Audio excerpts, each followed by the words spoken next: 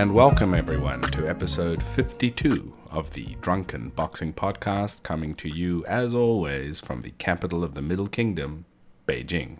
Alright, well, we haven't released much content on the Mushin martial culture YouTube channel since the last podcast released, due to some family events and gatherings, all positive, that have occurred in my private life over the last month. So I have had very little spare time. But I did release a cultural video which features and focuses on the Beilin, or the steel forest, of Xi'An, China. This is the first video that focuses more on cultural aspects as opposed to directly on martial arts or related martial aspects. However, it is from the culture that a lot of Chinese martial arts spring from and should be of interest to a lot of people, along with a history. So I will be releasing more videos in the future that at times will focus on a cultural or historical topic, and this will be released under the Culture series on Mushin martial culture. If you haven't seen this video on the Beilin, or the Steel Forest, I suggest you take a look. It's a highly fascinating place with a very interesting history.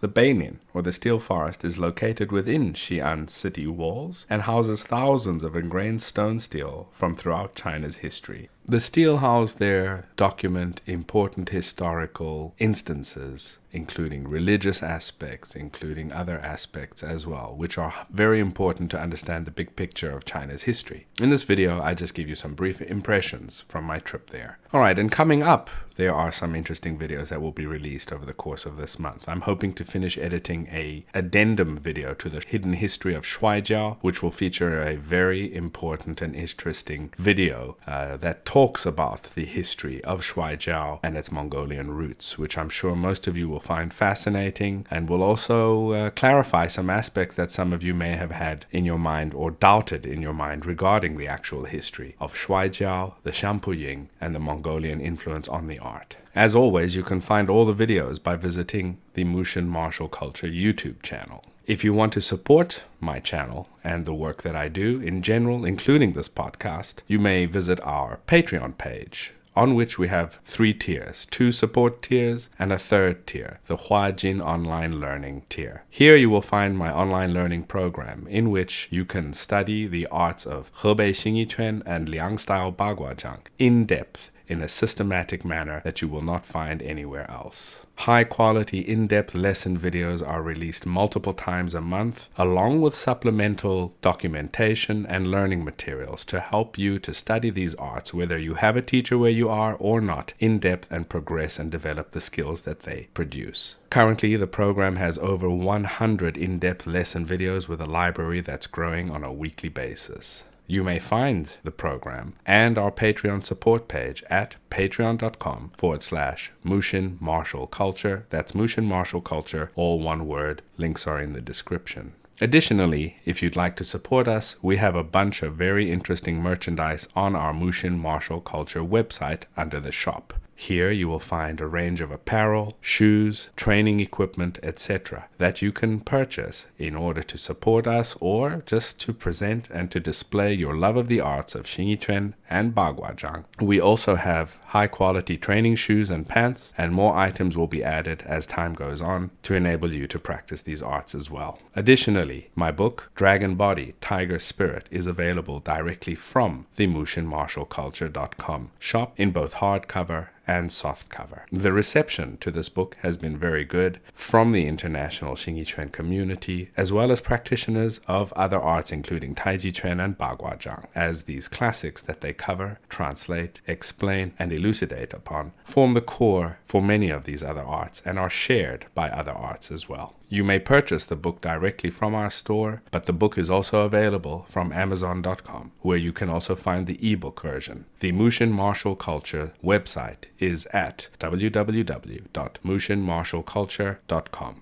Currently, we are running a promotion on all our t-shirts and hoodies, where you can get a 10% discount on your purchases by using the promo code Winter23 on checkout. Now's the time to get your hoodies to get ready for winter. But we've extended this discount to include t-shirts and apparel as well. This promotion will end on the 11th of November, so get on it right now. All right, let's get into today's podcast. My guest today is Christopher Bates. Christopher Bates is an experienced practitioner of the martial arts with an extensive background in both Burmese and Chinese systems. He was a direct disciple of Master Hong Yixiang in Taiwan since 1982 and is currently studying under Master Hong Zehan, who is the son of Master Hong Yixiang. Many of you will be familiar with the legacy of Master Hong Yixiang, who was introduced to the West through the works of Robert Smith and the BBC's Way of the Warrior series. In the past, I've had some of his other students on the podcast, such as Marcus Brinkman. A few years back, Master Hong Zehan wrote a memoir about his father and the family's martial legacy, which was released in Taiwan in the Chinese language, which I bought on one of my trips to Taipei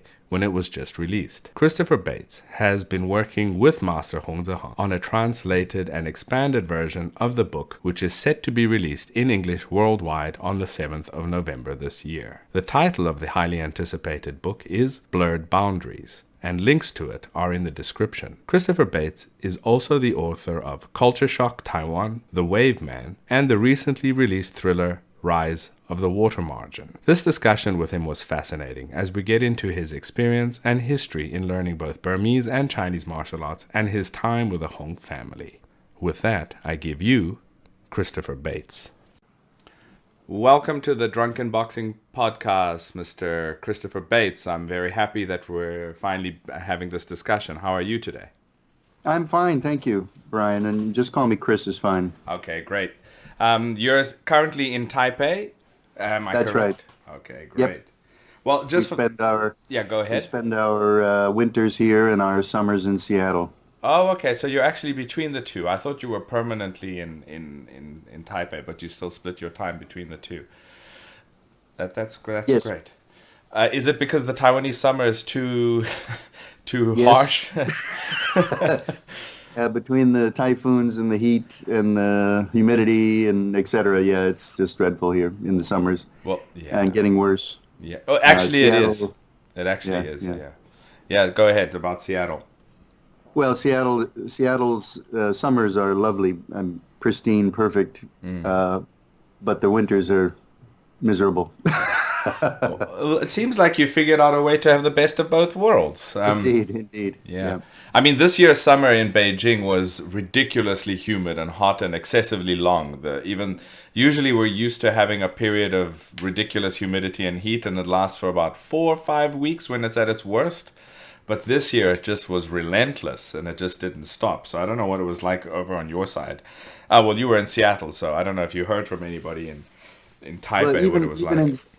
even in Seattle, the summers are getting worse. We had 2 years ago, we had one week where the temperatures were over, let's say, I'm going to say Fahrenheit because they were over 100 Fahrenheit. Okay. So let's say over 38, 39 Celsius. Celsius. Wow. And the houses in Seattle, generally speaking, aren't built with air conditioning because they didn't need it in the past. And it was just really, really tough. Yeah. Yeah, I can imagine. The this year here, I mean, we have air conditioners, but air conditioners are good when it's if it's dry heat, because we get 38, 39, 40. I mean, it hits crazy temperatures here. But if it's humidity and it's a very high humidity, well, there's not much you can do to escape from that. The air conditioner helps a bit, but I mean, you're still kind of, feeling it all the time. So I can imagine if you don't have an air conditioner, it's even worse. So that's terrible. Anyway, we've turned the discussion into a Weather Channel report, and it's not the Drunken Weather Channel boxing reports. Let me give a bit of the listeners a bit of background. I came into contact with you through Facebook, but primarily through your teacher, who is Hong Zehan, and your most recent endeavors. And it was very interesting to actually get more information about your background that you sent to me, because you've got quite an extensive and a long history in not just Chinese martial arts, but in other systems as well. So maybe you want to give a little bit of a overview of your background and your experiences as they pertain to martial arts, etc. Indeed. I mean, I was interested as a youth in training martial arts from when I was 12 or 13, but wasn't given the opportunity, didn't have anywhere to train, just watched stuff on TV, James Bond movies, Green Hornet, Longstreet, and so forth. But when I was 17, I had the opportunity to take my senior year of high school at university, and the school that I went to had a lot of martial arts. It was like they had a whole buffet of martial arts. There were teachers for Aikido, Karate, Taekwondo, Taiji, and one teacher for Bando, which is the Burmese system. And so I sort of, during freshman orientation, there was a guy who took me through, he was part of this martial arts club, and he, took me through a couple of the schools, but I was particularly interested in the teacher and the system of Burmese Bando that was being taught. It just had a flavor of authenticity to it, and it really appealed to me. And my nature is that I tend to appeal to things that are a little off the beaten path and less popular and so forth. So I started training in that and continued training in Bando, and am now an 8th level black belt in the American Bando Association system. And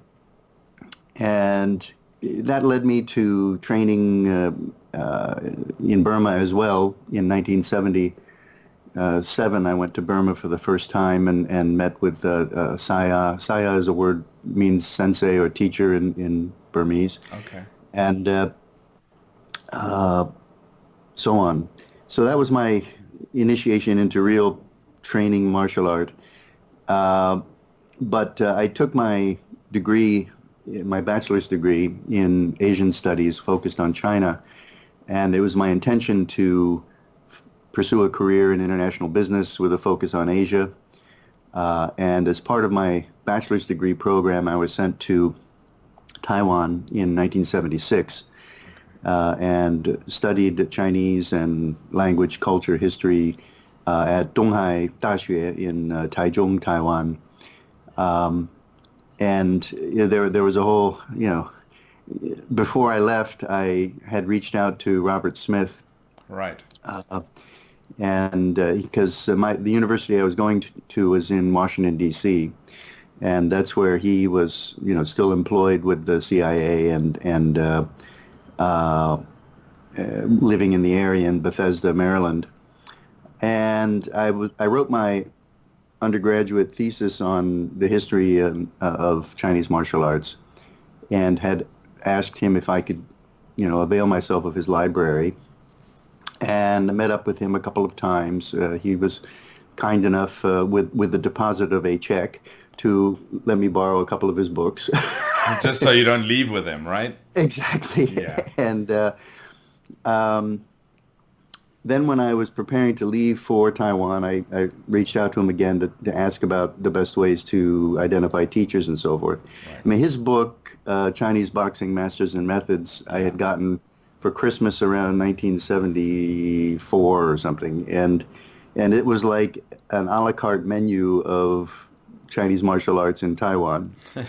And I had read it many times over. Yeah, I have a copy. I think most definitely older Chinese martial arts practitioners of Xingyi, Bagua, Taiji would definitely have it in their collection. I don't know if the younger generation are familiar with Robert Smith, but I mean, for the time that he released that book, it was really one of the first and only sources you had coming out of that part of the world that had first-hand knowledge contained within it. And it's not a big book. It's not like 500 pages. It's pretty thin, but I remember reading that as well many, many years ago and just being like, wow, it's even for a short book, it just awes you. You get kind of drawn into a world over there. So, indeed, and his prose style was very articulate and appealing.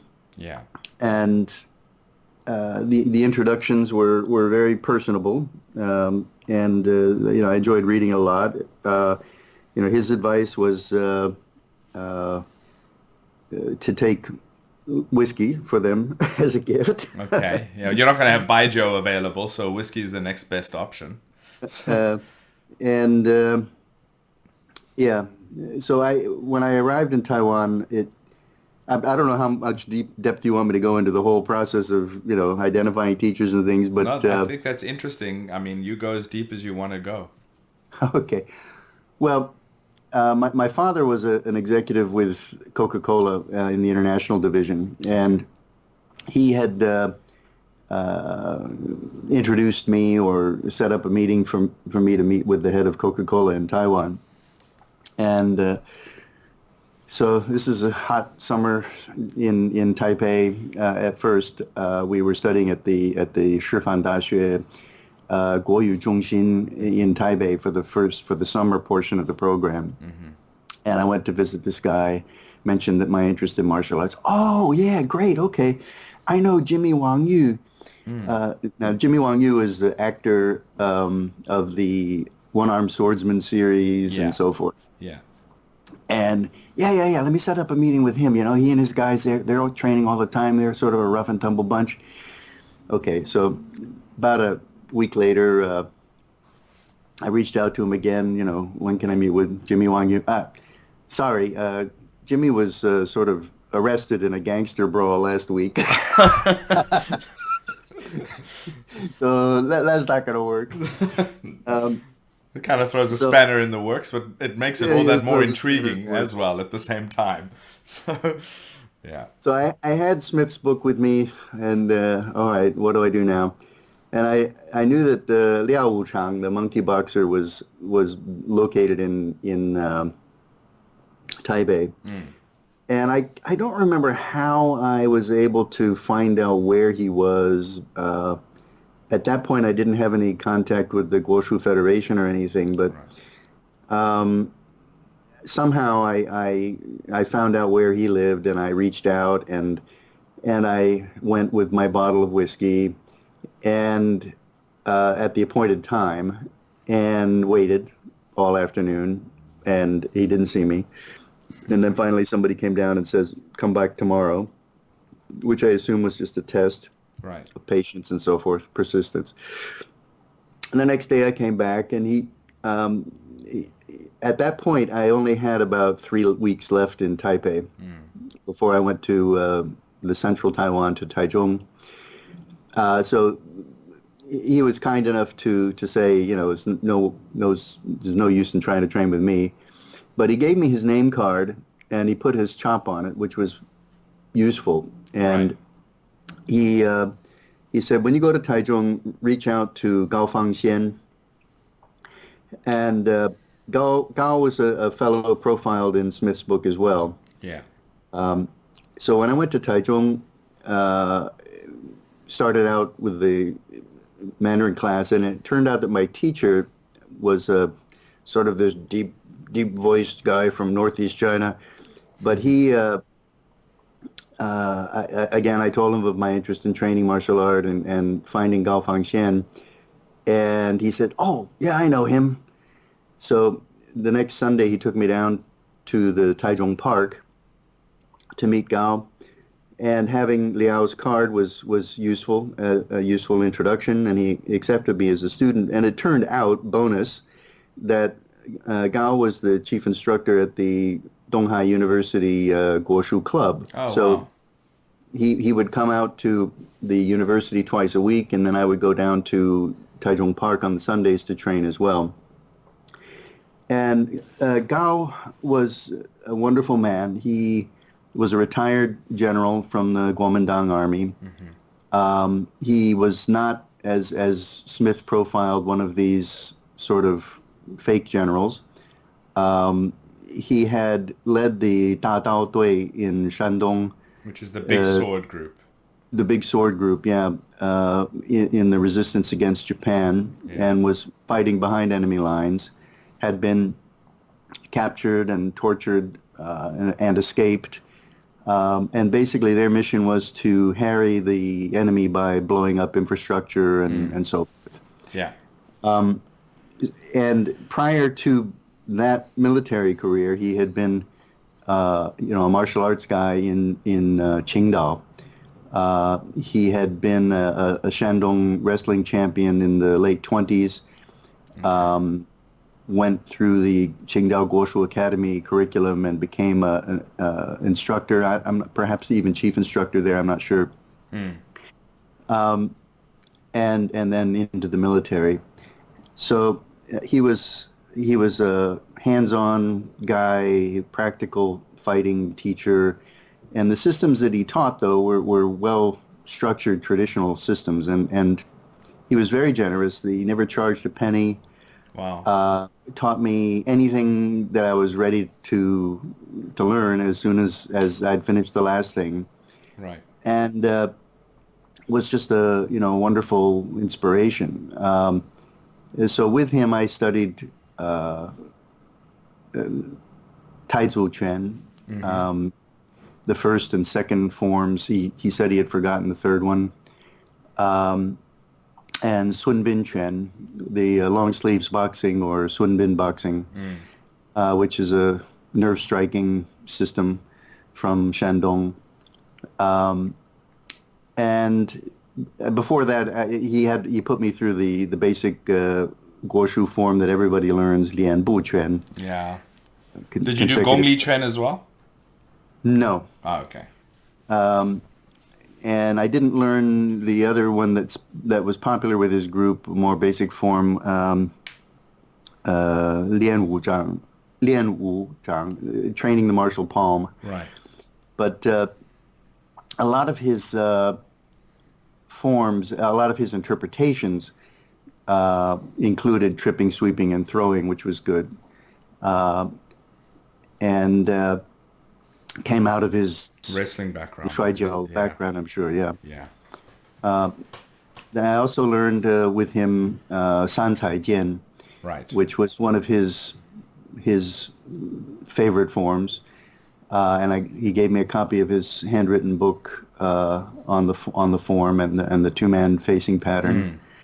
And then, I told him I was interested in Xing Yi Quan, and he arranged for another guy to come out and teach me Wu Xing and the Xing Yi Jian. Okay. So that was a lot for 9 months. No, that is a lot of content for sure. Yeah. And when I went back to the U.S., I continued training that, and I competed doing the Taizu boxing and won some prizes for that. It's a really good Changquan form. Yeah. And in the meanwhile, while I was in Taiwan, I met a woman that I fell in love with and asked her to marry me, and told her I'll come back in a year and we'll get married. And she said, yeah, right, I'll believe it when I see it. And I did. Started graduate school in international management, and then halfway through flew back to Taiwan, got married, brought her to the U.S., and then finished my program there, and was hired by a U.S. company in 1979 to go to Singapore as regional manager Far East. Okay. So I'm at the tender age of 22. And you're off married. to Singapore and married with a Taiwanese lady. With a Taiwanese wife, and yeah, off for the adventure. So it had been my hope and intention to get a job, land a job in Asia, and traveling throughout Asia, and be able to train and so forth. So, could I ask you a couple of questions that have come to mind? Sure. Your initial idea and your drive to study and get involved in the, for example, business within Asia itself, would you say that was the underlying or even subconscious or conscious rationale for that was because of your interest in Asian culture and martial arts, or was it because of the burgeoning prospect of Asia's business boom? It was the former. I wanted to train martial art in Asia, and I wanted to be able to, my parents wouldn't have been happy if I had just said I want to be a Budo bum and Oh, I've been there. I know what that's like. I know what. Yeah. So that makes perfect sense to me. I mean, when at the end of my first year, at the end of my year studying in Taiwan, I had written my father and said, I'd like to stay here, for another year, and it was like, nope. So I went back, but got into a master's degree program at Thunderbird, which is a wonderful university graduate school in the U.S. that from its inception had only focused on international business degrees, and had a very practical program that was highly regarded by companies seeking young potential international business people, and that worked out well for me. Great. And And I just want to, I wasn't so familiar on the system of Bando. I only have a cursory understanding of Bando itself. Would you say it's like many of the Southeast Asian arts? I mean, most people are familiar with arts that come out of Indonesia and the Philippines, like Silat and Arnis and Eskrima and things like that. Would you say that it's similar in the sense that it's weapon heavy focused, or is it something closer to what we understand in Chinese martial arts practice, where there's a focus on both, but a lot of bare hand practice as well? It's a good question. Burma is sort of at the crossroads of many civilizations, and has had a long and bellicose history fighting with its neighbors. Right. Well, I mean, there's a city there called Siem Reap. I've been there. That's Cambodia. That's Cambodia. Yeah, that's right. So I'm confused. I've been to Myanmar as well, which is what we're talking about. Yeah, sorry. For some reason, I had a brain fart right there, and for some reason, my brain connected Siem Reap and Burma, which Siem Reap actually means defeating Siam. So I think that whole area had conflict with neighbors, one and all, in general. But anyway, sorry. Carry on. So the martial arts and the culture in Burma have received influence from India and China and neighbors to the east, in Thailand and the south, from the Malay archipelago and Indonesian archipelago. But and martially have received influence as well. Plus they have their own indigenous systems. In terms of the weapon heavy aspect, Bando, the American Bando Association requires, to get a black belt, that you have to be proficient in an empty hand system and in 2 weapon areas. There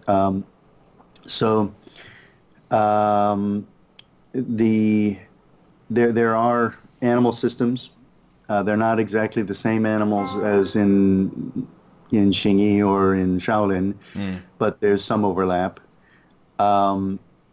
And generally speaking, after you train Bando basics, fundamentals, and empty hand system, then based on your temperament and your body type and your fighting style, the teacher will sort of channel you in toward one animal or another. Okay. And in my case, because I'm not heavily muscled and I have long arms, long limbs, the system I channeled into is the Eagle system. Okay. So it's similar. The way it manifests power and striking and so forth. It's similar to White Crane, and then it also has a eagle claw, a grabbing, seizing component to it as well. Right. I have also trained in the Cobra system, which is a nerve striking system.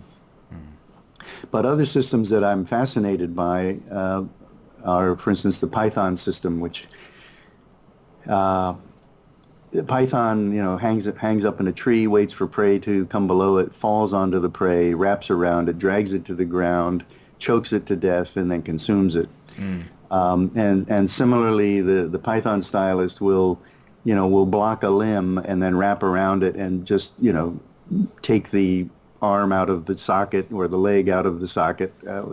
One technique, if you parry and scoop the opponent's kick, you will kick over his kick, drop your leg onto the top of his that'll leg. destroy the hip.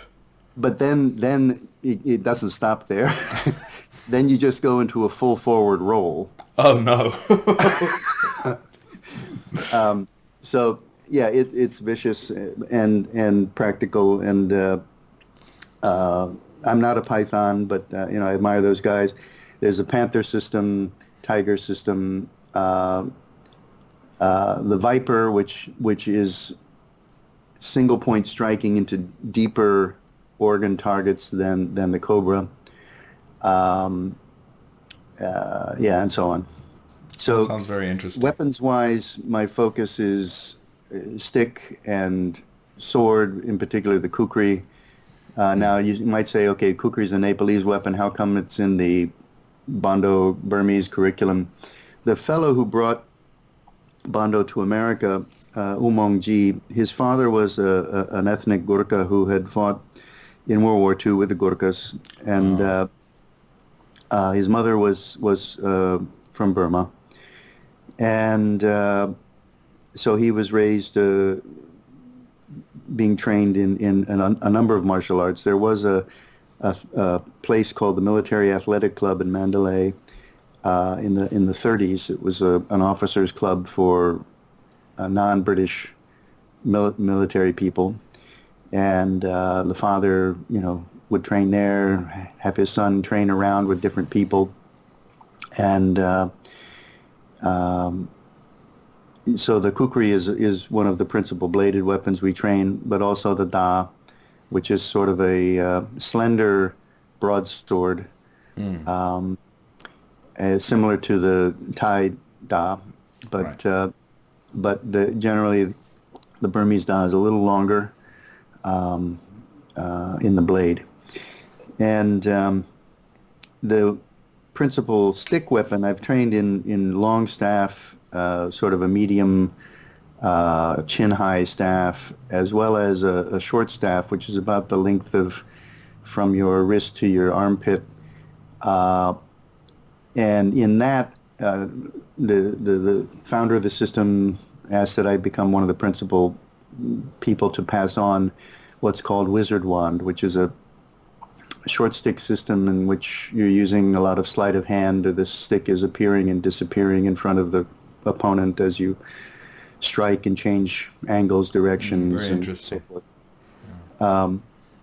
So I describe that as a performance of magic for an audience of one, because from the side or from the back, the techniques don't appear magical. The stick doesn't really disappear, but from the opponent's perspective, it should be appearing and disappearing, and like, what happened to that? Where did it go? Yeah. Okay, that's very interesting. Yeah.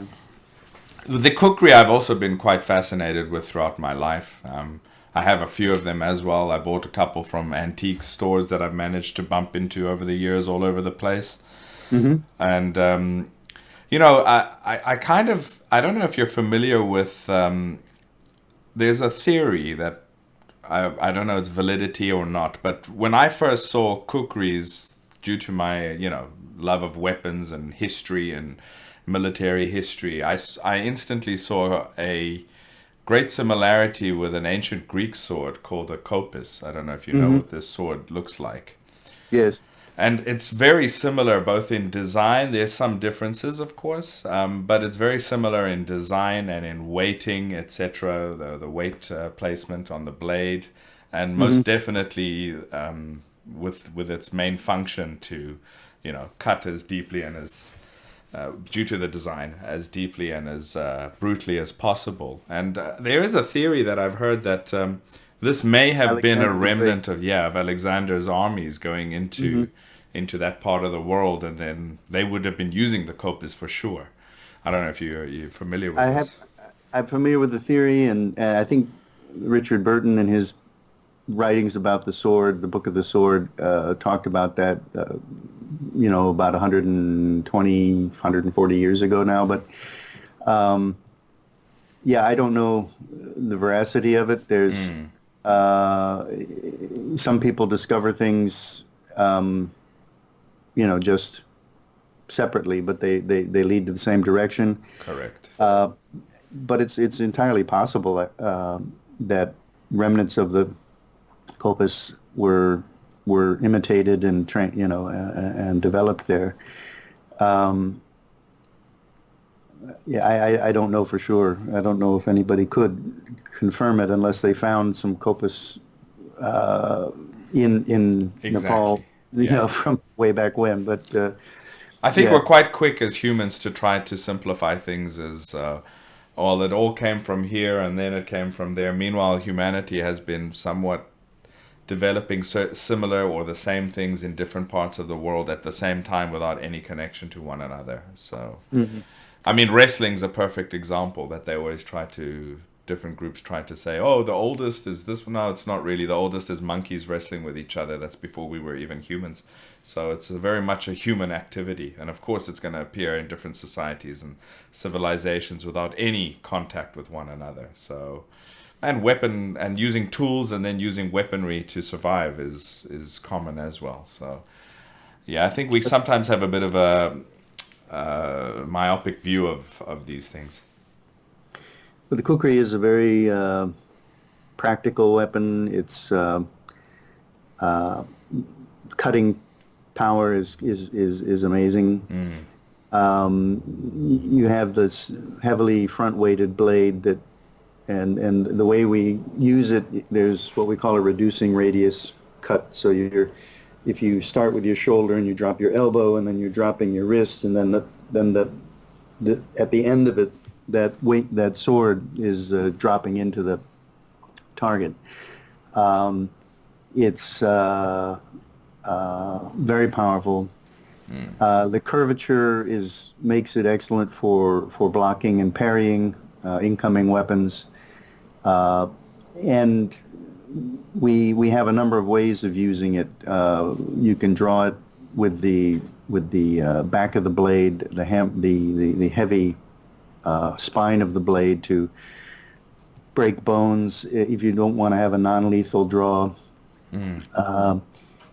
There's reverse draws. There's and we also use it with sort of a two-handed thrust. And some of our people have demonstrated, punching the kukri through a car door. It's Wow. I've had people. I posted online once a video of me doing a thrust into cardboard, and then what we'll do is you punch the blade in, and then you're twisting it 90 degrees to open the wound and cut out. And somebody said, "Oh, the kukri's not a thrusting weapon. It's too heavy. It's too thick. It's whatever." But sorry, I don't believe it. Well, maybe it's not primarily a thrusting weapon, It's but to say that it right. doesn't have thrust is just silly. Yeah, yeah. It has a tip for that particular It reason. exactly. Yeah. It's not a slender ice pick, that's for sure. But the nature of the wound is going to be pretty bad. Severe. Yeah. Yeah. So when I was in Singapore, I did continue training on my own in Master Gao's systems, and the company I was with moved us back to Taiwan in 1982. And at that point, Master Gao had died. He passed away, and I was looking to train with somebody else. I first reached out to Gao Daosheng, who was a praying mantis stylist, also from Shandong. Tang Lang Shou guy. Tanglang, yeah, and asked if he could teach me the facing pattern of the six directions staff form that Liu He Gun, that Master Gao had taught. I had learned the single pattern from him, and so he arranged one of his students to teach me that. And he also had Sun Shaotang, who is also from Shandong, one of these Shandong clique come down from Culture University, and he reviewed the Sun Bin boxing with me, and that was useful. But I didn't want to Baisher with Gao Daosheng. I didn't want to start over again with Praying Mantis, and I didn't really see where it would get me anywhere past what I'd learned in Bando and with Master Gao. But I was traveling in my job throughout the region and had reached out to Robert Smith to ask if he could introduce me to Don Draeger. Wow. And he did, and I visited Don Draeger in Tokyo around the end of 1982. No, sorry. In 1980. And he was a wonderful contact and a very generous, warm, funny, but also very interested in learning and listening and observing things. Well, he was a pioneer that was one of my heroes, still is, but was when I was growing up and reading accounts of people that had gone out there and actually done the footwork that pioneered the path for a lot of people. And indeed, yeah. And between Smith and Draeger, Draeger was much more personable, much more sharing, I think, and less curmudgeonly. I would describe Smith as being curmudgeonly. Why do you think that is? I mean, the one is obviously he works for the CIA, etc. But Draeger was also a military man. So why do you think that there was such a contrast in their openness?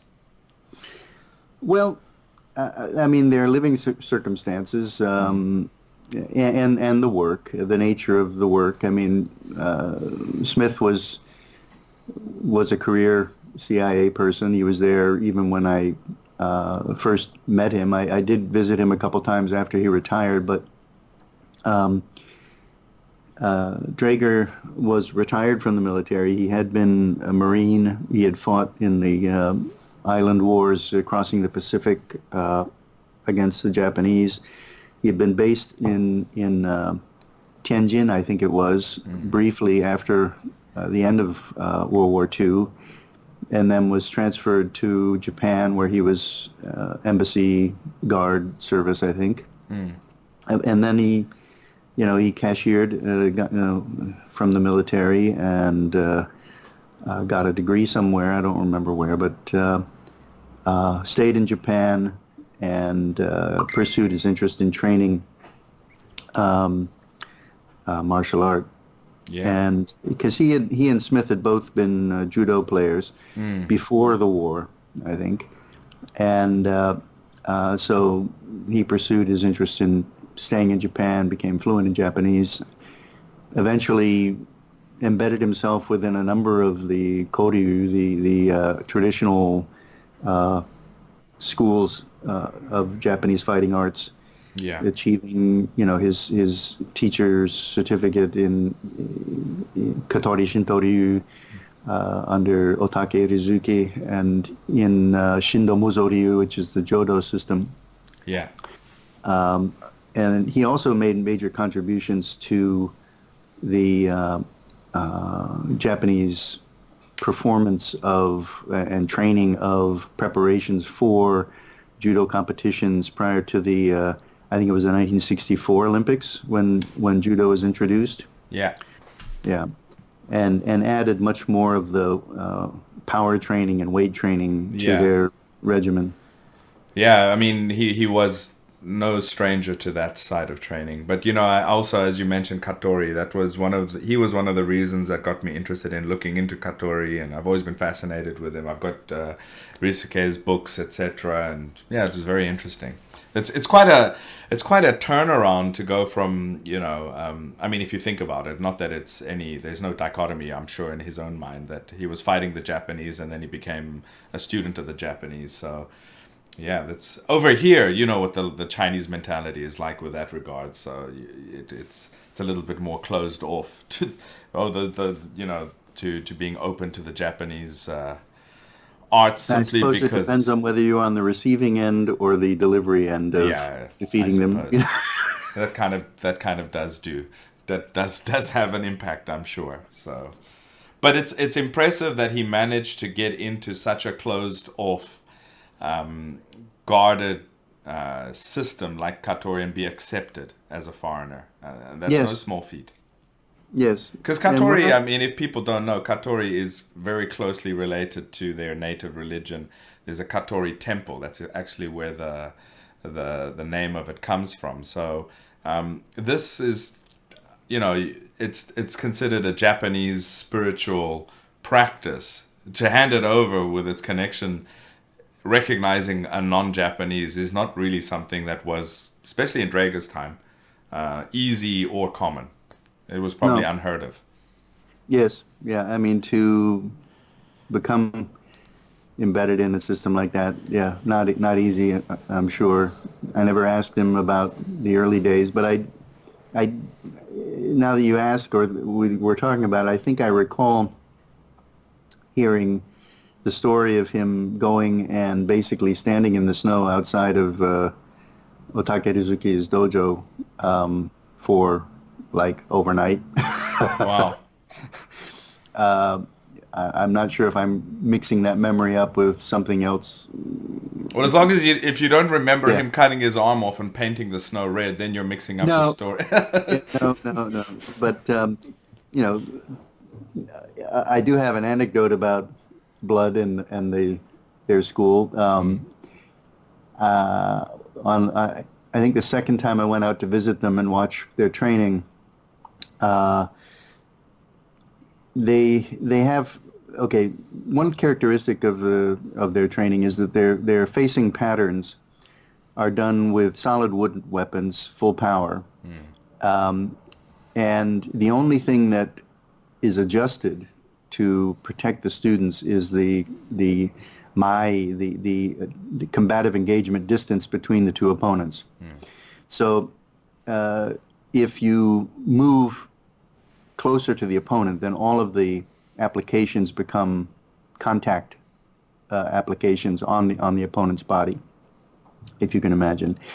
So there was one sequence that I watched these guys do, and imagine your opponent is coming at you with a full power downward cut toward your head. You crouch down onto your left knee with your right knee forward, and you've got your sword raised up above your head, and you're deflecting his blow. Then you rise up out of the stance, parrying his sword to your right. Okay. Yeah.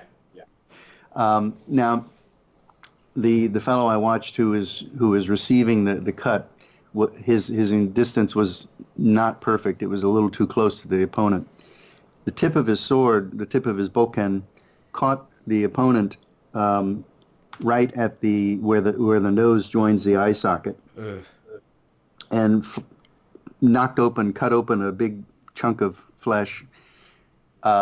Now, the opponent just stood rock solid in a with his sword raised, staring down his opponent, blood dripping on the floor. Now this is a wooden floor.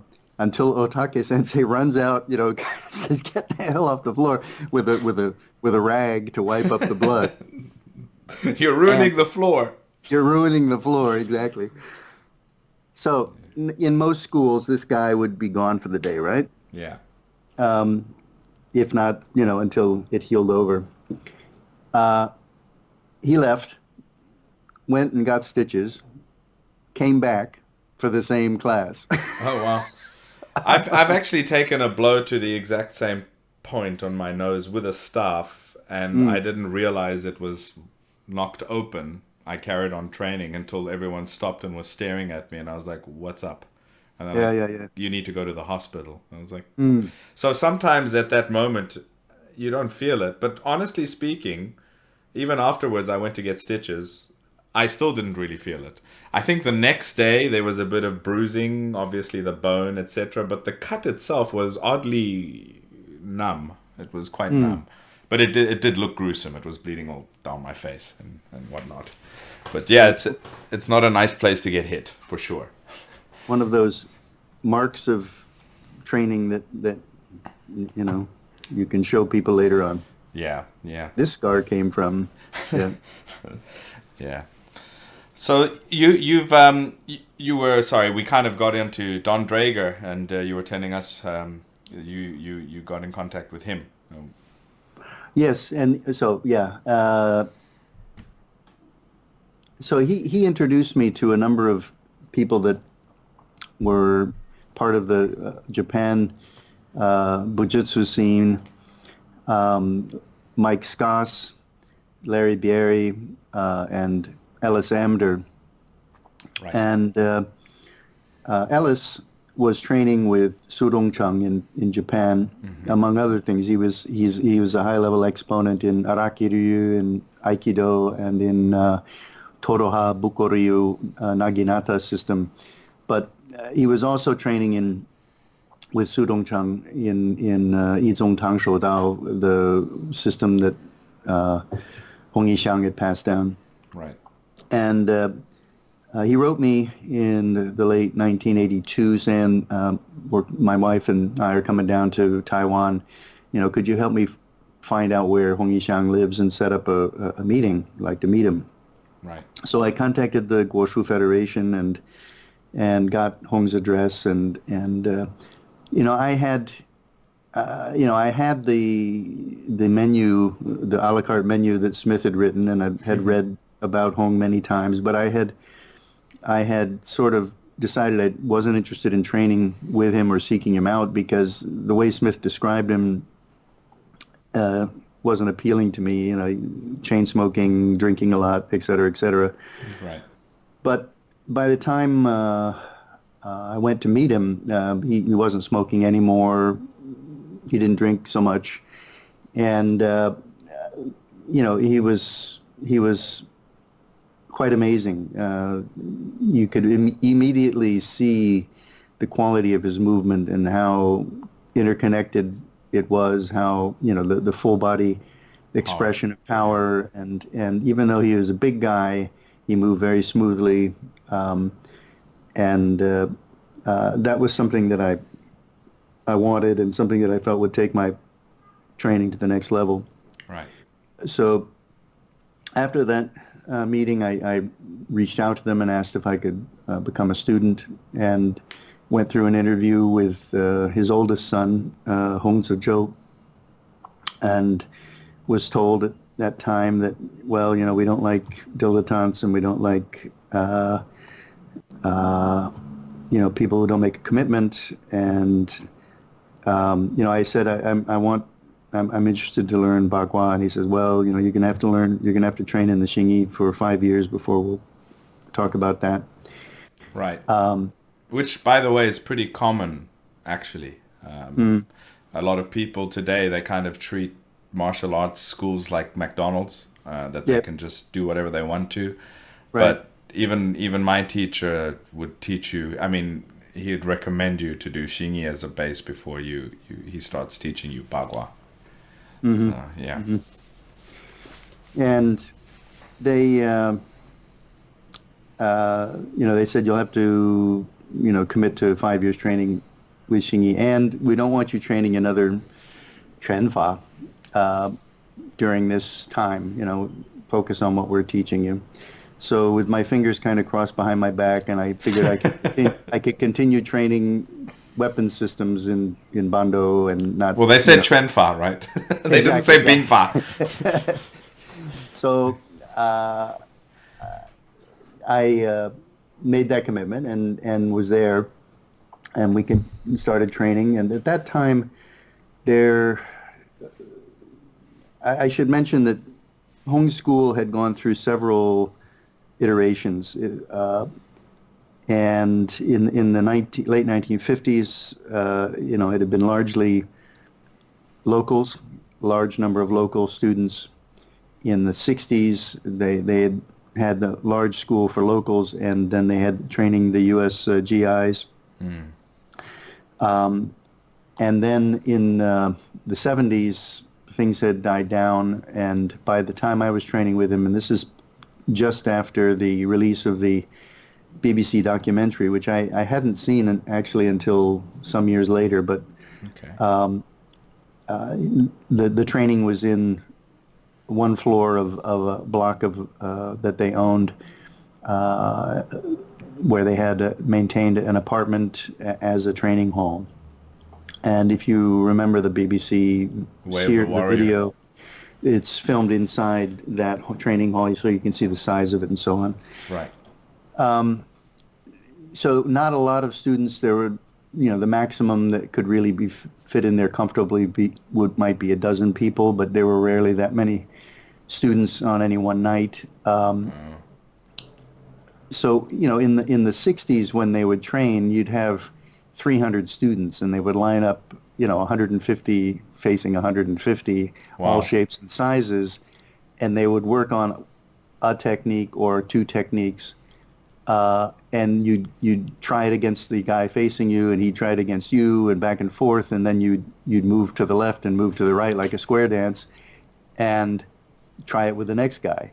And everybody had a different flavor, everybody had a different size and shape and power and so forth, and so you would learn to adjust that one technique to use against all kinds of different people.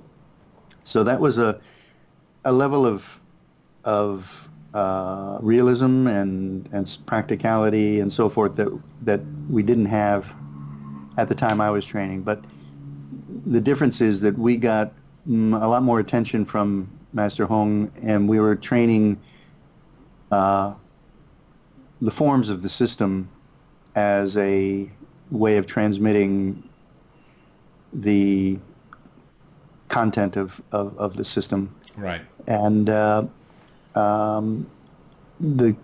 generally speaking, the students who were there had some experience before, and that would have included fighting and so forth.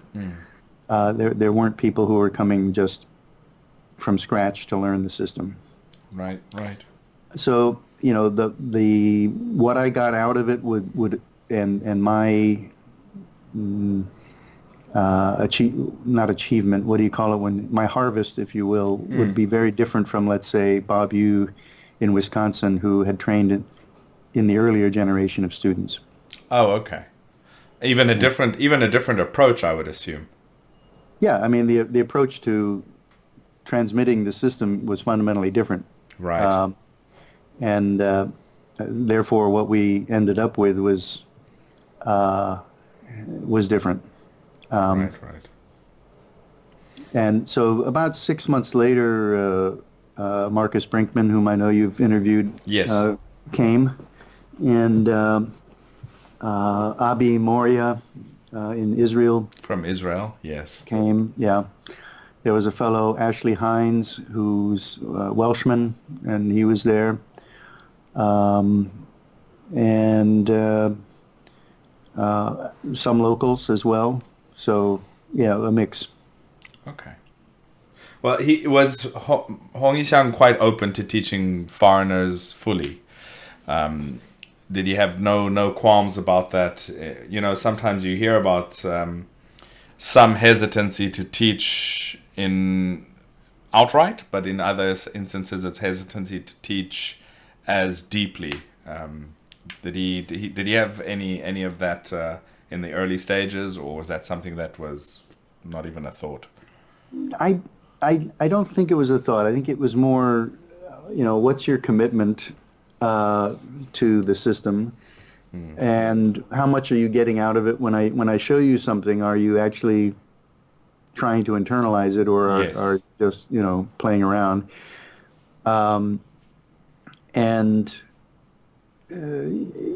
Once you reach a level, or you show a spark of a hint that you're getting it, he would then open up and show you the next thing. Yeah, that's my experience with my teacher as well. And I would say that I think it's not even an issue of ethnicity; it's an issue of genuineness and eagerness to learn. And if you're not eager and you're not genuine and not giving it your full, he's not going to teach you. as deeply. And if you are eager, genuine, and trying your best, then they open up. And it's been my experience with most teachers. There have been a few, but I would say it's a minimum. It's a minority that outright would not want to teach as deeply to foreigners. But as I said, I think most of the Chinese martial arts teachers that I've met, once they see you being very genuine and trying your best, and it's actually reaping rewards, then they open up. I mean, the idea of the master, what they say, withholding a hand, liu yishou, and reserving something for himself just to protect himself and his progeny and so forth, is not just applied to his relations with foreigners. It's right across the board. So to the extent that a teacher does that, he's not just doing it to foreign students, I don't think. Yeah. Now, there is the language barrier there and so forth, but Master Hong had already gone through, let's say, the criticism of his peers. Why are you teaching foreigners? Back in the 60s when he set up the training for the GIs. Right. And, a lot of this is dealt with in the book that I just translated that's coming out, Blurred Boundaries. And so, he had already dealt with that. And some people say, oh, the Babu Da and the Body and Show, these eight-step fighting and 8 consecutive fists and so forth, that he had created were just watered-down versions so that he could teach foreigners something that wasn't the real art. But that's not the case. He's got, however many months to train these guys to get them ready to actually be able to use something. Right. And he crystallized techniques that he felt were practical and powerful, some of which, he would begin to teach them internal body dynamics. But, as you know, I've been working on Taiji for 40 years now, and I'm sure I'm still only a fraction of where I need to be where, Sun Lutang was when he created the system, Right. So it's a GI doesn't have that kind of time to invest. But he's also, that's the other thing about it too. It's like, I think when people create such forms that you just mentioned, it's also in line with the goals of the student. And the goals of those students were very clear. They weren't coming to learn the culture, the history, the full system. There'll be aspects that are somewhat useless in today's modern society, and they don't want to learn that. So it was something that was made specifically with a specific goal in mind, in line with what those learners wanted. So yeah, for sure. And that's why I find the comments quite misguided when you hear a lot of foreigners saying, "Oh, okay, but that's not." That particular part of that technique is not, or that particular part of that form is not very good for fighting on its own. And I'm like, okay, but you're here to learn the system as a full, which includes cultural elements. So there's some aspects in there that are cultural. Okay, you can cut them out, but are we gonna call it the full traditional system if you cut that out? I mean, it's okay to identify aspects and what they're for, but don't throw the baby out with the bathwater, because then you might as well just be doing a very focused set of practices with one simple goal in mind. But I find that Chinese martial arts does not have only one simple goal in mind. It has a predominant goal, which is its foundation, but there's a lot more on top of that too. So, and for me, that's the value in it all. I mean, the beauty in it all is the lifelong, you're trying to achieve and attain and understand that whole thing as a whole, and not just one aspect of it. So, yeah. There's a paper that my Bando teacher, Dr. Jeff Wiltshire, wrote back around 1973, 74, that he shared with me, and it had a huge impact on my way of thinking and looking at any school of martial art that I would enter into. But it also speaks to some of these other purposes that a martial art can be changed by or changed through. But essentially, he took the approach from ethology and looking at animal and human behaviors, and in particular, predatory and aggression behaviors, where aggression is typically intraspecies between the same species, whereas predation is interspecies, and the combative behaviors are very different. And I think a lot of karate or Japanese the do systems as Budo as opposed to Bujutsu, and some Chinese systems over time have been affected or impacted by this differentiation, where in aggression, the animals fighting tend to square off face to face. They tend to display their weapons clearly as a threat display. They tend to attack frontally, and most importantly, when one animal concedes, the fighting stops. Right. And the result is a strengthening of the community of those particular animals, because the stronger of them gets the territory, the water, the mating rights, the females, and so forth. Whereas in predation, the animal, the predator, doesn't face off with his opponent. They tend to approach from outside angles and behind. Ambush. They hide their weapons. They use stealth and ambush, and they don't give up at all until they've gotten what they want, or until they are beaten back and realize that there's an easier way to get lunch somewhere else. So the sometimes systems are impacted by the need to, let's say, transmit them for different reasons. To the extent, let's say, that Taiji has become something where the main focus is health and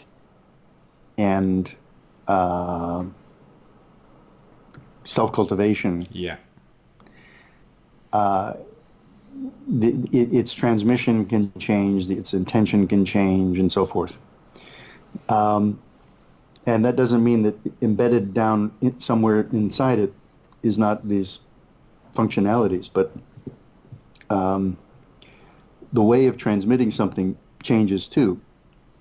When you want to transmit an art to 10,000 people, the techniques have to be clear for everybody to see, which means clear for the opponent to see, which means that they become sort of axiomatically more focused on aggression. And if, to the extent that we have an art has a threat display, or that makes big movements, or so forth, then it's basically focused on the aggression side of it, of getting the opponent to back down through this threat display. Right. So yeah, that was an interesting seminal paper that he wrote that has influenced me a lot, and I shared that with Don Draeger when I met him, and he was very impressed, because he had not impressed with me, but impressed with Dr. Wilcher's work. Yeah. He had worked to reestablish an academic discipline called haplology. Yes. Which is, the way I define it, is sort of man in relationship to the weapons and martial systems that he creates, and martial culture as a from an anthropological point of view. And this lens that Jeff Wiltshire had explained really is useful when you go into a system and if you see you can see things that the teachers themselves or that the people within the system don't see, and can analyze it. It's been useful. Yeah. I've seen some of the Hoplological Society. I think it still continues, and I've seen some of them and stuff. Yeah. Mm-hmm. Yeah, so I've seen some of their stuff and to some of their discussions, etc. It's all very fascinating. It's all very fascinating. It's all very meaningful as well. But I'm quite impressed with that paper that you just mentioned, because it makes a lot of sense as well. And we see this with, I mentioned it earlier, wrestling that comes through primates and humans as well. Mm-hmm. And it's a form of play, but it's also a form of dominance. It is not a form of murdering the person you're wrestling with, because that would destroy society. Mm-hmm. It's a form of actually improving the strength of the social unit within which this practice comes from. So it's an ancient human mammal / primate practice with that embedded in it. Mm-hmm. That's very interesting. Mm-hmm.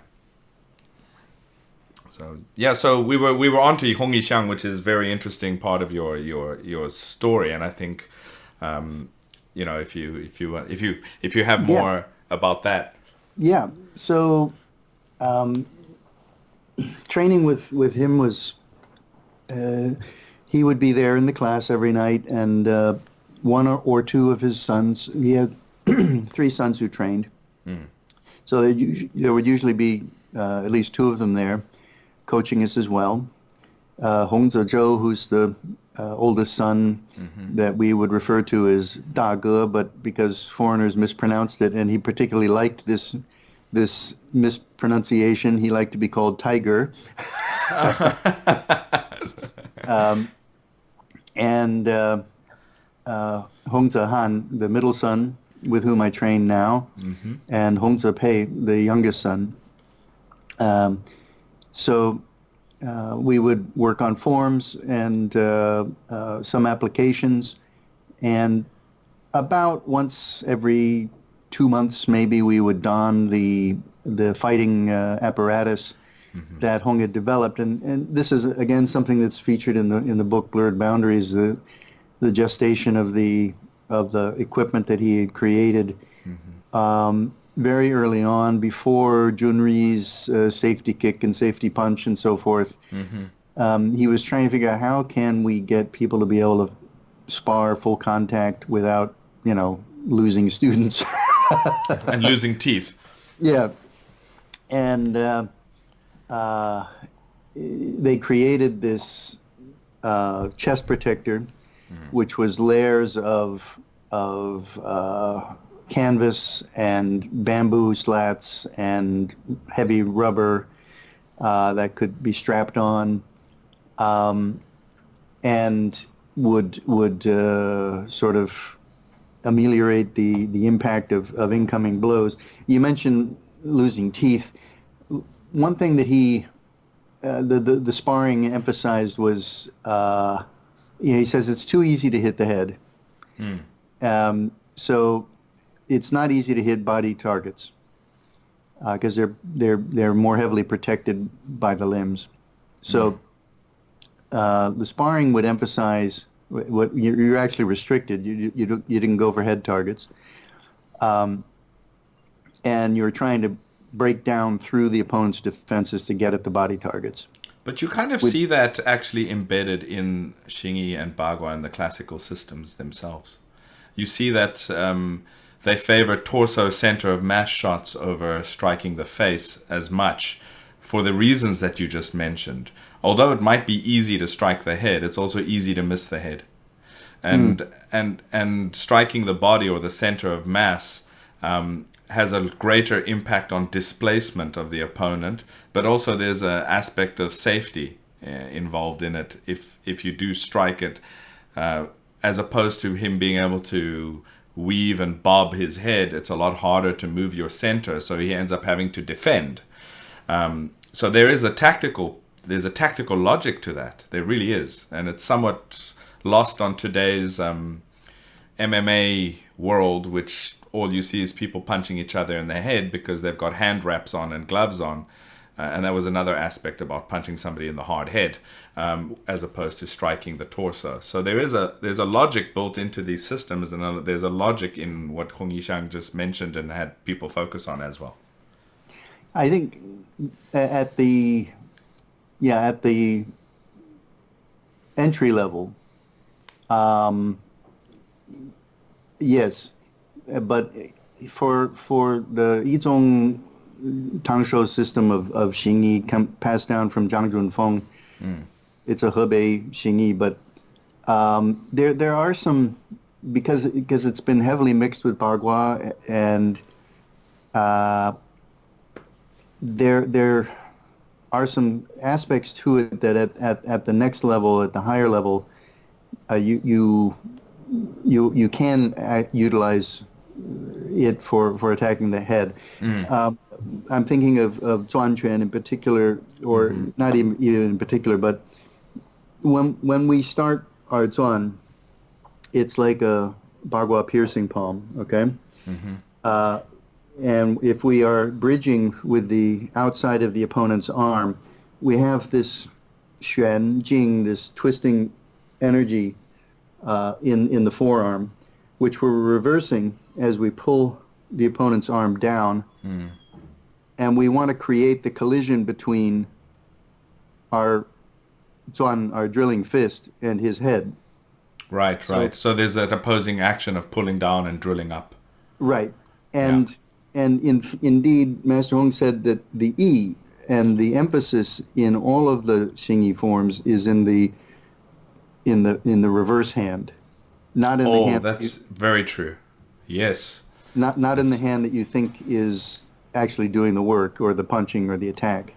That's very interesting that he said that. My teacher would say that to me, particularly as I trained longer and longer with him. He'd say, start focusing on the other hand. Put all your intention on the other hand. That is where you get the real transformed power from. So that's very true. So at that level, we want to create a collision between the opponent and our incoming fist. And there's a chapter in the Blurred Boundaries that deals with this, where I think the name of it is, what is it, Speed is Not Everything, or let me see.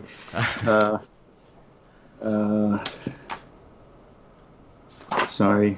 No problem.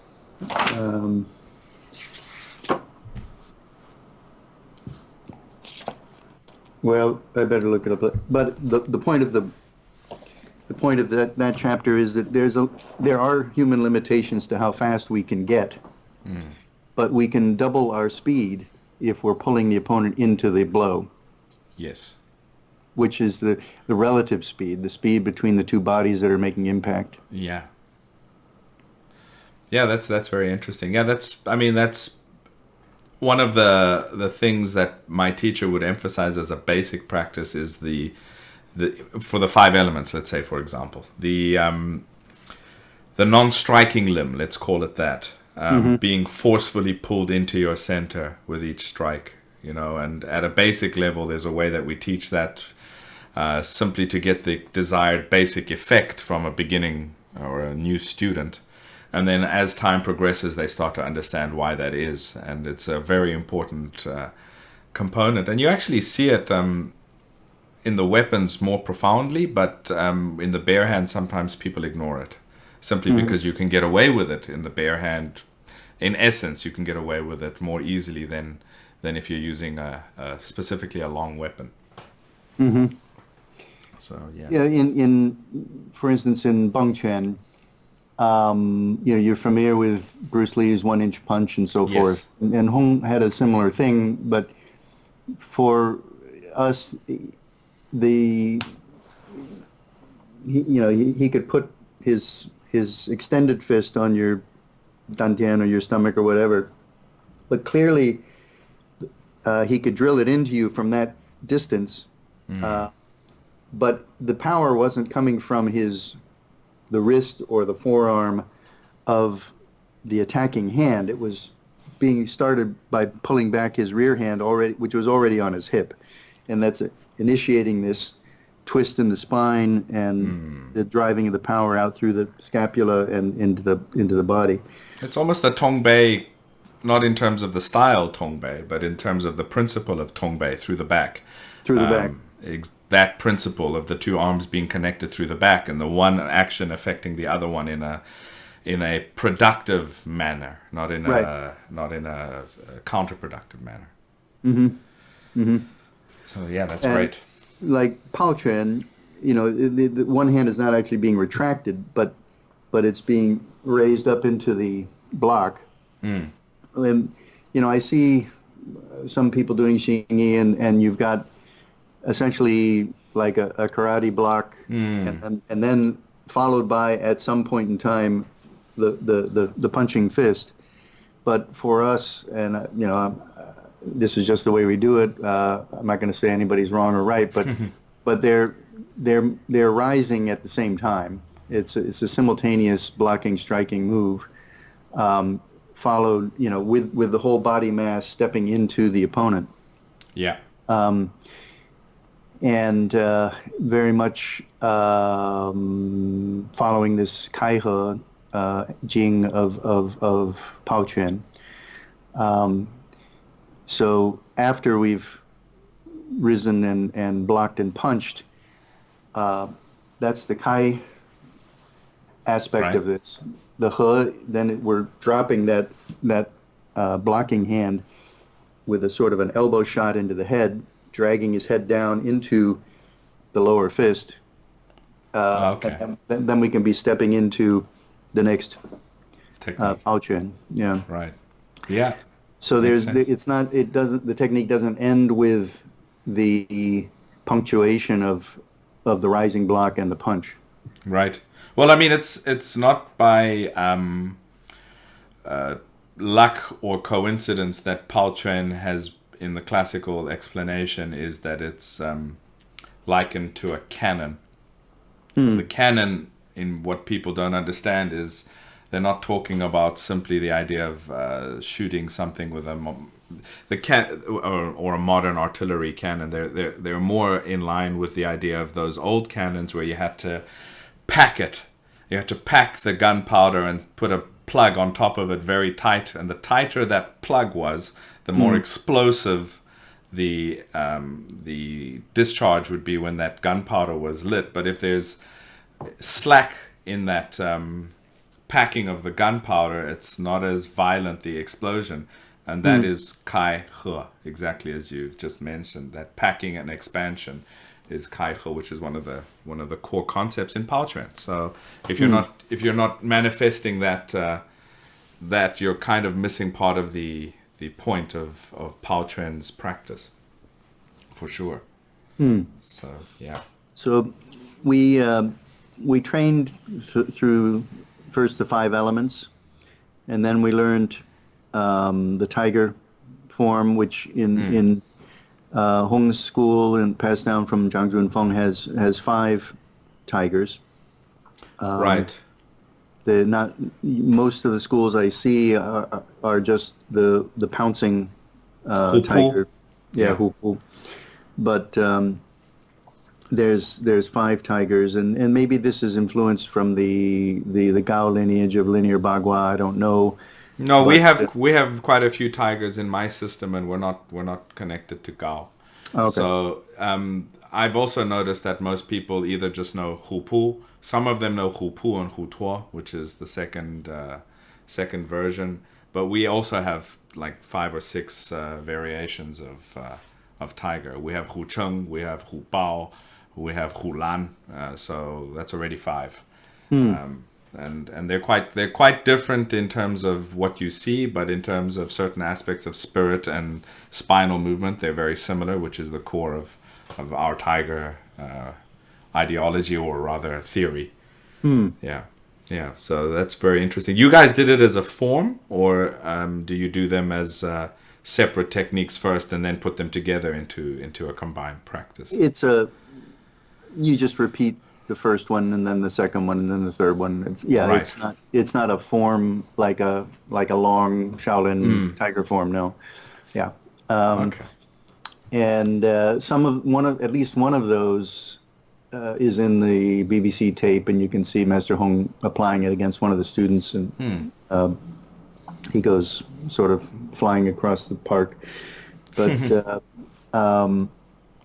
so we did 5 elements, and then we did 5 tigers, and then we started working on other animal forms. I should say we did learn the Lianhuan at that time, the consecutive connected Linking forms. elements. Yeah. Yeah.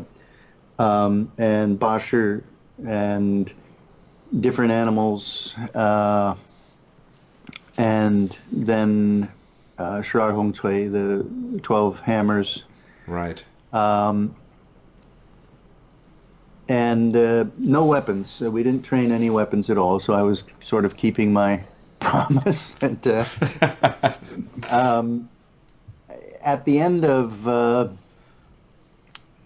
5 or 6 years there, my company was talking about transferring me back to the United States.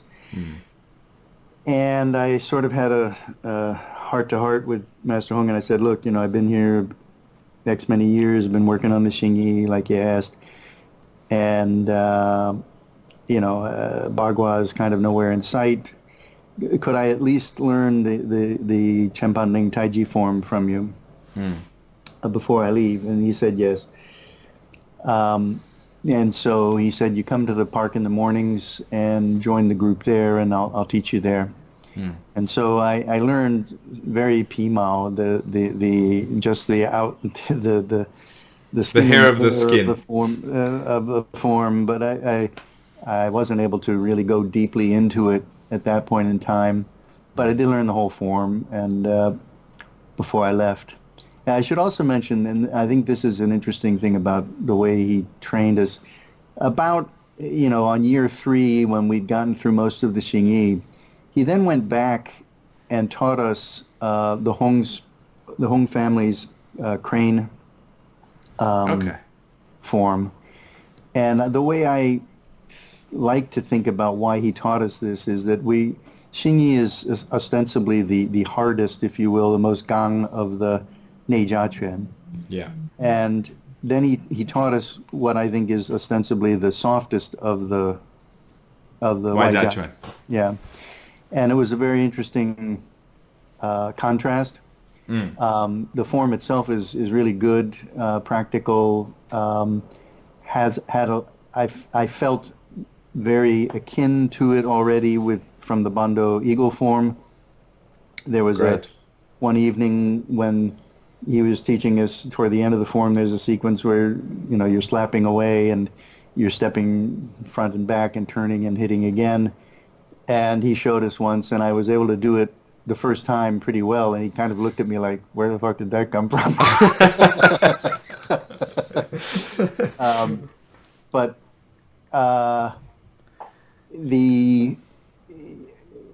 So we also learned 2 Shaolin patterns. The 5 tigers descend the Western Mountain, and the Da Peng Janshi, the Great Rock or the Great Peng,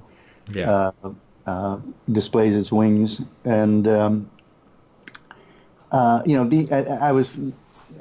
learned them, but they weren't really. My heart wasn't really into them as forms. But we got that too. Plus the Babu Da and the Badian show that he had taught the GIs before.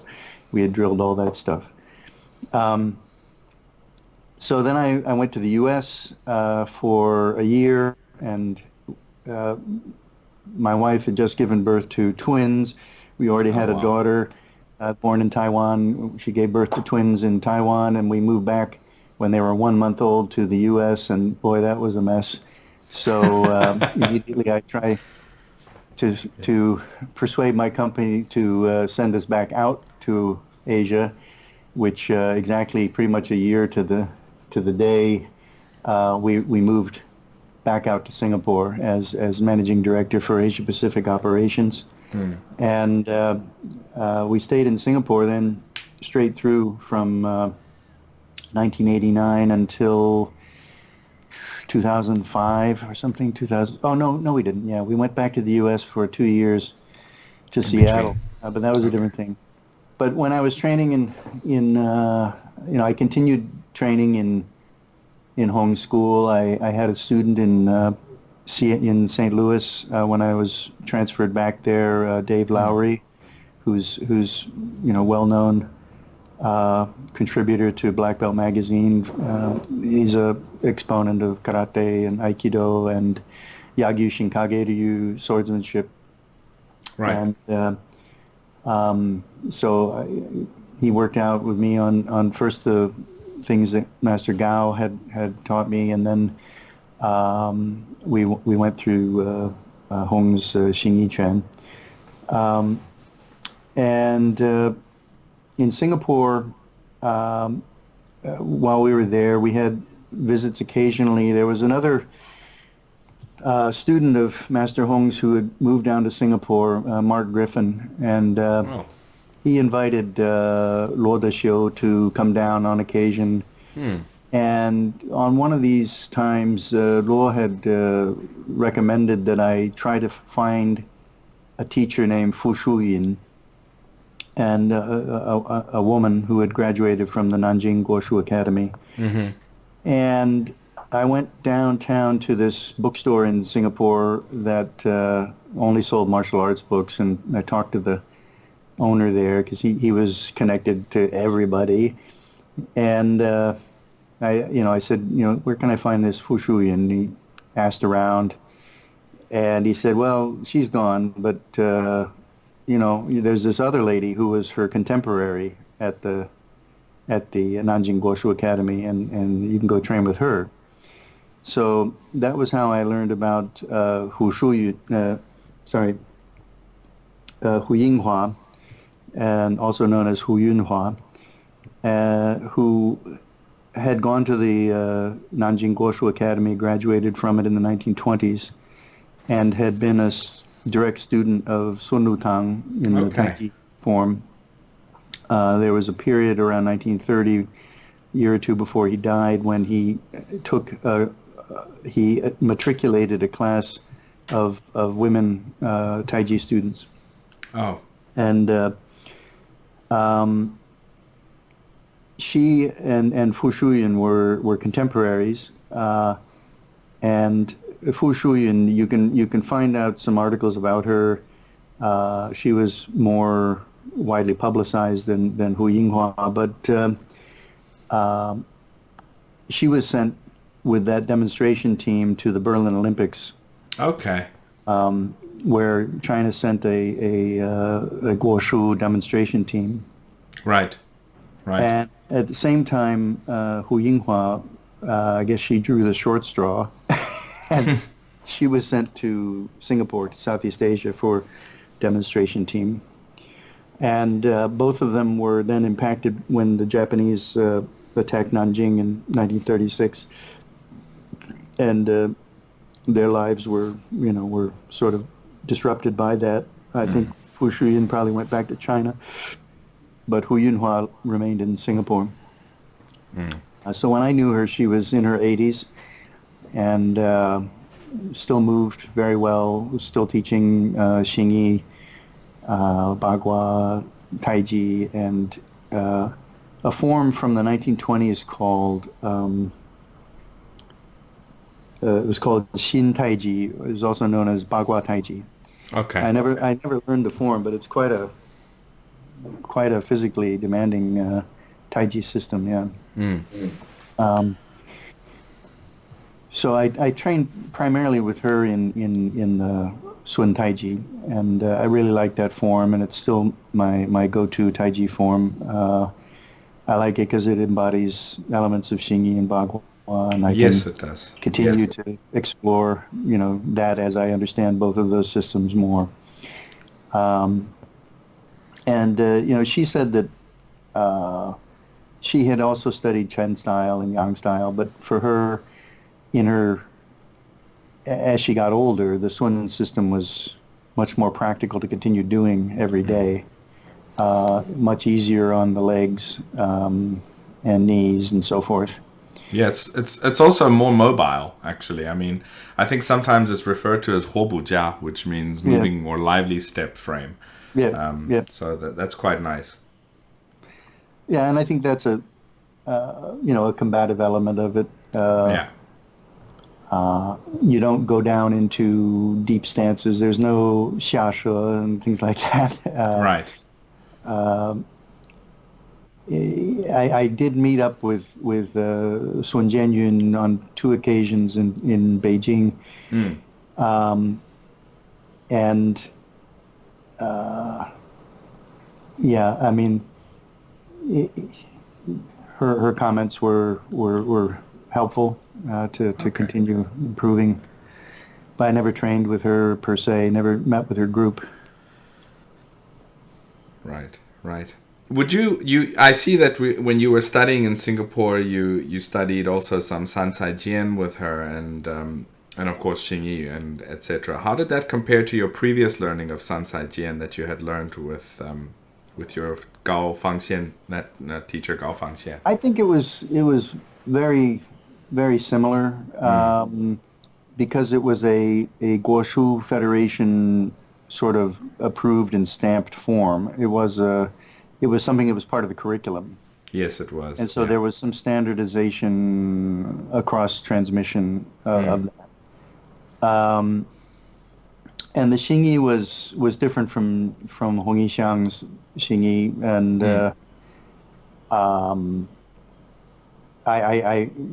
I just prefer, perhaps because it is different and distinct, the Hong the Zhang Zhongfeng Hong Yixiang sort of line Expression. expression of it. Yeah, I mean, Yeah. clearly the Xingyi we do has been influenced by the overlap with Baguazhang. And when I went to Beijing around I started going to China for business in 1983, and sometime around 1984 or 85, I visited a park in the morning and saw a guy doing Xingyi and watched him, and he struck up a conversation, and his name was Niu Laoshi, and he asked me to do my Xingyi, and I did it. And his first comment was, he looked at me with his eyes, his head sort of askance, and he says, Bagua Xingyi.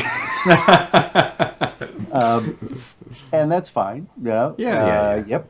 Guilty, but there's a reason for what we do, and yeah. But Well, the Xingyi, the Sansai Jian, actually is a Xingyi form. is it? I thought it was Yeah, a Wudang. I thought it was a Wudang sword form. the Sansai is also the same idea of Tiandi Ren, but Santi Shi is also referred to in the past as Sansai Shi. And my teacher actually wrote a thing that he gave to me, tracing how it got into the Guoshu Guan and through who, which was from a Xingyi background. Well, So yeah, it's actually quite interesting. And our version that I learned from my teacher has similarities, but it's also different. Of course, it's a partner form primarily, but you can practice it on its own. But yeah, it's similar, but I can see where it was standardized and then changed, and then it's kind of evolved into an individual practice. But yeah, from what I've seen, it was drawn from a Xingyi background. So with us, like with our Xingyi straight sword content, we learn the 5 elements. We learn the 5 elements linking. Then you start learning Sansai, and then you start doing Liu He Jian. So those are the core Jian practices within my lineage is Xingyi, and it's all considered. That's the sequence. It's quite well, interesting. we didn't learn any sword forms within Master Hong's school. I had learned this Xingyi Jian from when I was training with Master Gao, and that one, I mean, the best way to describe it is sort of Lianhuan with a Jian. It was,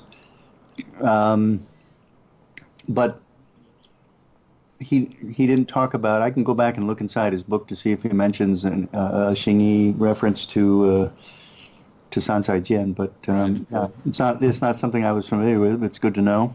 Yeah. Yeah, it's interesting. It's all. I mean, I still quite like the version that was that's been standardized and expressed down, particularly through the Guoshu derived lineages.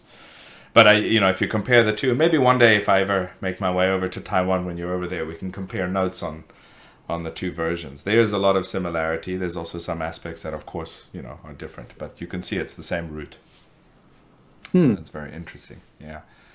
The Lianhuan, like what you just mentioned, the linking Wuxing Lianhuan Jian, Wuxing Lianhuan Dao, even ours with the broadsword and the straight sword, they're very similar. But of course, there's some specific parts that are more focused on the function of the Jian and some more on the focus of the Dao, depending on which one you're doing. But you can clearly see it's a Lianhuan Jian and Lianhuan Dao, all derived from a similar concept as the Lianhuan Quan to a degree. It's quite an interesting progressive system that kind of, I mean, Xingyi is like that, I don't have to tell you this, that kind of builds on top of preceding foundations as you go through it. Yeah. Yeah, it should. And the way I like to think about Xingyi is that the five elements are coarsely dissecting five different ways of putting energy into motion, mass into motion. Agreed. And the 12 animals then are refinements of each of those, or combinations in some cases. Exactly. So when I see it that way, when I train it that way, those ways of putting mass into motion then permeate things that I trained before. So I went back to the U.S. and was helping somebody prepare for their black belt test in Bando, and they were demonstrating, showing me one of the black belt patterns, and I said, "Well, try it this way," and I just automatically was infusing into it, some Jing from Xingyi. It's inherent within the movement that's being taught. It's not like I'm saying, put something in there that wasn't there. Not there, yeah. But it's a subtlety that they can only do if they relax and let it happen. And so, yeah, it does. To me, it's a very systematic way of learning. Ultimately, when we strike somebody or when we block or whatever, we have to do it by putting mass into motion, and that is body mass into motion. And if our body is fighting that, if it's resisting it, or through tension or whatever, or if we're only using a part of our body to do it, then we're shortchanging ourselves. Either way, we're not delivering full body power. And but there's many ways of doing that. There's many ways of delivering full body power, and the five elements coarsely dissect that, like Kaihe we were talking about before, opening and closing, or in Pitran, rising and falling. For Bengquan, for us, it's compression and expansion. Yeah. And so on. So each one is unique, a unique expression of how to deliver mass into motion. Yeah, agreed. I mean, that's how we see it as well. That's how my teacher teaches it as well. And so it's very nice to hear there's some similarities there. Now, you are now, and since I think you said 2006, you've been training with Hong Zehan, if I'm not mistaken, right? Yes. And more recently, you guys have been working on the release of the translation of the book, which in English is called Blurred Boundaries. I was in Taiwan when the Chinese version was released. I bought it there. So Did you get a copy of it?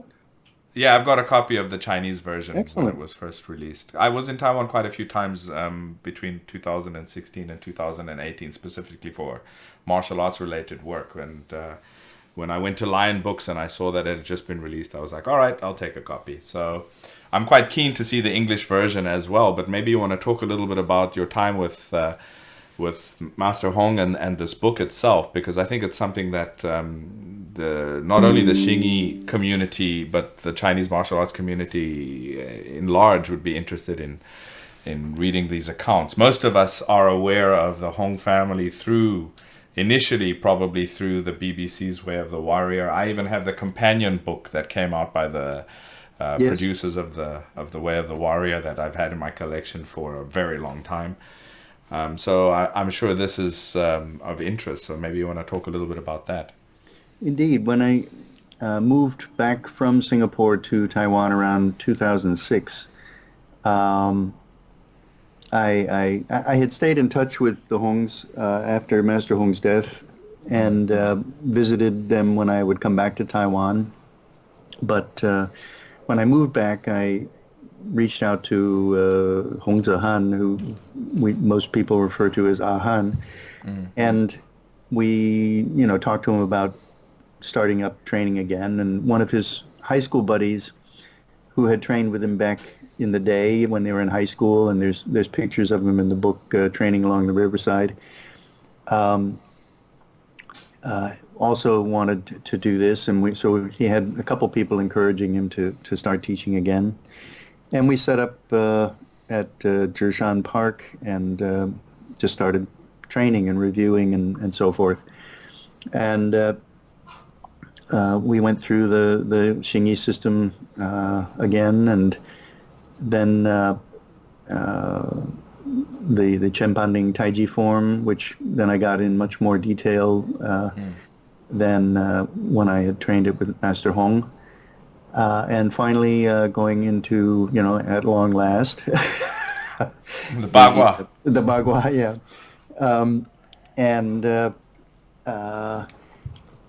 In learning the Bagua, then I could really see a lot of what Master Hong was doing with us when he would interact with us physically, doing what we call strolling hands, or what I translate as strolling hands, sansho, which is not sanda and it's not tuisho. It's a little more energetic, a little more open in terms of rules than tuisho. But it's not full-on sparring either, and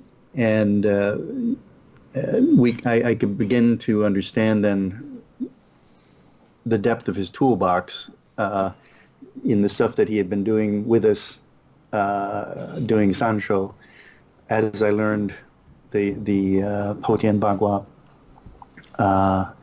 from Hong Zehan. So we got through the 8 mother palms and the 64 linear hands and a linking form or uniting form, Wulong Baiwei. And then we went back to creating. He wanted to create a new form that would be an expression of, or a crystallization of, things that had worked in fights along Tang Shou Dao's history, either sparring matches that the students had won at, or things that his father had done. And he began to create this form we've been working on for about the past 4 years now, called 36 Hands. Okay. I like to refer to it as the best hits, or Tang Shou Dao's greatest hits. But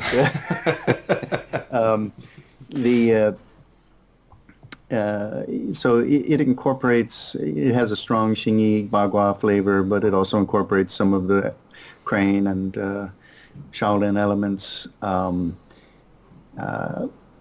But the strategies are much more important in terms of things that were important to the way Master Hong fought, how we bridge, how we make the initial connection with the opponent, how we begin to exploit that and manipulate the opponent and create openings. Essentially, the way Hong Zehan talks about it is it's a question and answer session where your hand is asking a question of the opponent, and depending upon how he answers, then he gets the next question. And there's right answers and there's wrong answers. Right. Right. So that's been a work in progress, and we're nearing the end of it. We finished the 36 hands, but now he says he wants to go back to the very beginning and refine again. Okay. But it's good, and it's really good, and some of the techniques are quite eye-opening for me. And I mean, I came back from one of my summers in Seattle, and he wanted to show me something he'd been working on, and I'm not a person to play along with the teacher or give them, you know. And he set me up with this our style of Ji, like in Taiji pushing hands, the Penglu Xi'An, that Ji, okay.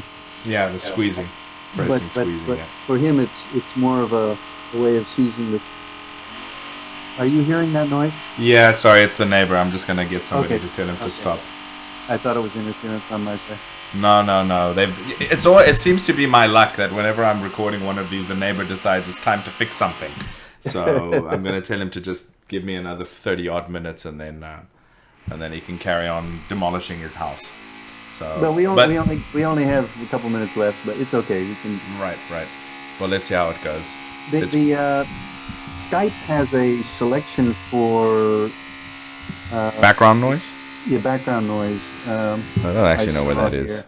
Noise cancellation, auto default. You can select that to something else. Well, I think I'll just tell him to stop, which is Right. what I've just somebody's gonna go across and tell him to stop. So Okay. yeah. So, he was Hong Zehan was doing this our version of Ji, in which you're absorbing the opponent's incoming blow with sort of seizing his arm into an arm, and then he released his energy, and at the same time he sort of did a kobu behind my foot, my leading foot, and I went flying. And I mean, I was out of control for 12 or 15 feet. I really didn't want to fall because I had fallen on my left arm a couple of years back in a motorcycle accident and had surgery on it, and I didn't want to fall on it again.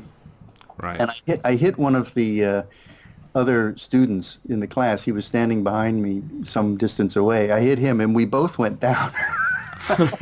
He was your crash pad. He was my crash pad, yeah. And I was just like, wow. Yeah. And you see it in videos, and you say, yeah, the student is just, playing it, flying away for the teacher and making it look good and all this stuff. Man, that wasn't what happened that time. Yeah, when it works, especially if it's done right. Yeah. So, yeah, for sure. So, yeah, that's what we've been working on. And the book itself, okay, he started writing it going on, I don't know, maybe 10 years ago. And he wrote it on his Samsung Galaxy phone. As one does. Yeah, as one does. I mean, we're talking about a 500-page book, entering those characters in, one by one. Man. And there was a publisher, the owner of which, a publishing house, the owner of which had known his father and had encouraged Ahan to write a book about his father. And he reached out to them, and they agreed to publish the book. They're a big publishing house in Taiwan, Sanmin Publishing. Yeah. And the result was great. It's not a martial arts manual. It's not a how-to book. It's like a memoir. It's a memoir, but embedded within it are lots of lessons. Embedded within each chapter, there are lessons about if not about how to use a particular technique, then how to conduct yourself within, the Jianghu and martial arts environment. And there's a lot of really touching stories about the trials and tribulations of the Taiwanese people experienced with the arrival of the mainland refugees after the fall of the Kuomintang government, and how everybody was stewing in the same pot, and so forth. Right. But there's lots of humor and grace within these stories as well. There's one story that I tear up every time I read it, where a woman, a mainland Chinese woman, she's carrying a baby, and she's got a 3 or 4 year old boy on her arm, and she's stopping at a food stand, a Taiwanese food stand, and asking to buy some lunch. And the Taiwanese guy gets angry at her, and the owner of the stand is going to serve her, and then another Taiwanese comes up and starts berating the stall owner. Why are you serving these people? They're just here to make our lives miserable, and they're terrible, and so on and so forth. And the woman just backs down and says, "Okay, sorry, I don't want to buy anything." And she goes away. And Master Hong had returned from Taichung by train and had bought a lunchbox on the train and was carrying it with him.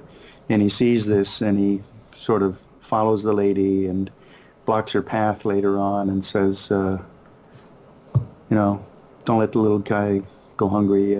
You take this lunchbox. And what makes me tear up is then he says, he's not a bad guy. He's hurting too. Wow. Right. And things were tough. But there's lots of stories about Smith and about training the GIs and going to Japan and accepting challenges, and later on, training some foreign students, and also the Australians reaching out after Xu Hongji had died, and then reaching out to try to reconnect with the mothership and so on. Right. The book ended on a very sad note with Master Hong's death. And after translating it, I said to Mahan, this is a real downer. Can we add some more chapters that are sort of a bridge to, a little more positive, a little more in depth about, what the next generation is. And he had been writing a lot on Facebook and so forth, little vignettes. So some of those found their way into the book, and we added about 10 chapters. And I should say these chapters aren't long. They're 4 or 5 pages, so they're very easy to read in the sense of you can get through them quickly, but each one has some value to take away. And Well, I've been looking forward to, because of the differences, looking forward to the release of the English version, even though I have the Chinese version, and I think it's worth supporting either way. So I think it comes out the beginning of next month, if I'm not mistaken. That's right. It'll be out. They're taking orders on Amazon already, but the delivery dates are November 8th. Yep. Right. Okay, great. So I'll put some links into that, into the notes here for people that are interested. Maybe at a later stage we can do a follow-up about aspects relating to the book and how things are going, etc. It would be great one day to actually chat to your teacher. I don't think he speaks much English, but I could speak to him in Chinese, but that would have to be a video or something we could do in the future. We could plan something like that, or hopefully if I can find myself on that side of the world, I'd love to meet up with you guys. Yes. And with I don't know, YouTube does translations of audio, but I don't know if it doesn't really work. Okay. It's best to do it yourself. So, but anyway, we'll figure something out.